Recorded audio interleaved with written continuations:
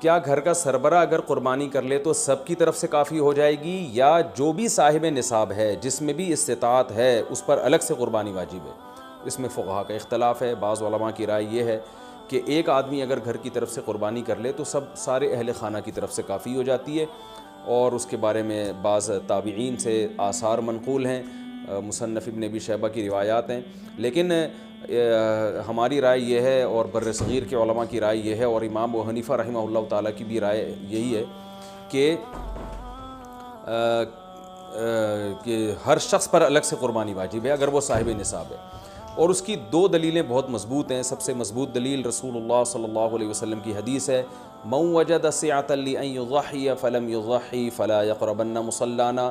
آپ صلی اللہ علیہ وسلم نے فرمایا، جس کے پاس قربانی کی طاقت تھی اور اس نے قربانی نہیں کی تو وہ ہماری عیدگاہ کے قریب بھی نہ پھٹکے۔ تو اس سے پتہ چلتا ہے کہ جس کے پاس بھی اس طاقت ہے، تو اس میں یہ نہیں ہے کہ گھر کا سربراہ سب کی طرف سے کرے گا، تو یہ جو ہے ایسا نہیں ہے، بلکہ صاف الفاظ ہیں حدیث کے کہ جس کے پاس بھی استطاعت ہے تو وہ اس پر قربانی اس کو کرنی پڑے گی۔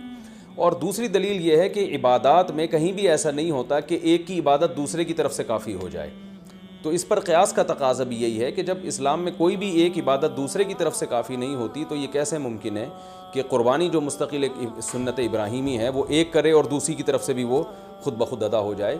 تو یہ اس کا بھی تقاضا ہے۔ بعض حضرات یہ دلیل دیتے ہیں کہ حضرت ابو بکر اور عمر رضی اللہ عنہما قربانی نہیں کرتے تھے۔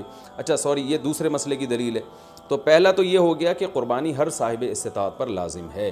بیگم کے پاس اگر زیور ہے اور اتنی مالیت کا ہے تو اس پر بھی قربانی واجب ہے۔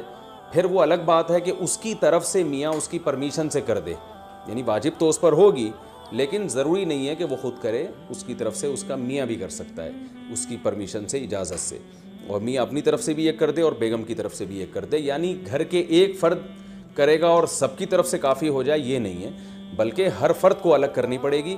وہ الگ بات ہے کہ اپنے پیسے سے کرنا ضروری نہیں ہے، وہ فرد خود کرے یا کسی سے کروا دے۔ پھر جب کسی سے قربانی کروائے گا تو اس کو پیسے دے، یا جو قربانی اس کی طرف سے کر رہا ہے وہ خود اپنے پیسے استعمال کر لے تو بھی ٹھیک ہے۔ یعنی یہ بھی ٹھیک ہے کہ آپ کے جو ابا ہیں، آپ کے جو والد صاحب ہیں، وہ قربانی کر رہے ہیں اور سب بالغ بچوں کی طرف سے کر رہے ہیں، پیسے کسی سے نہیں لے رہے، تو بھی ٹھیک ہے، کوئی حرج نہیں ہے۔ یا شوہر بیوی کی طرف سے کر رہا ہے اور پیسے نہیں لے رہا اس سے، تو بہت اچھی بات ہے، ایسا نیک شوہر اللہ میاں سب کو دلائے۔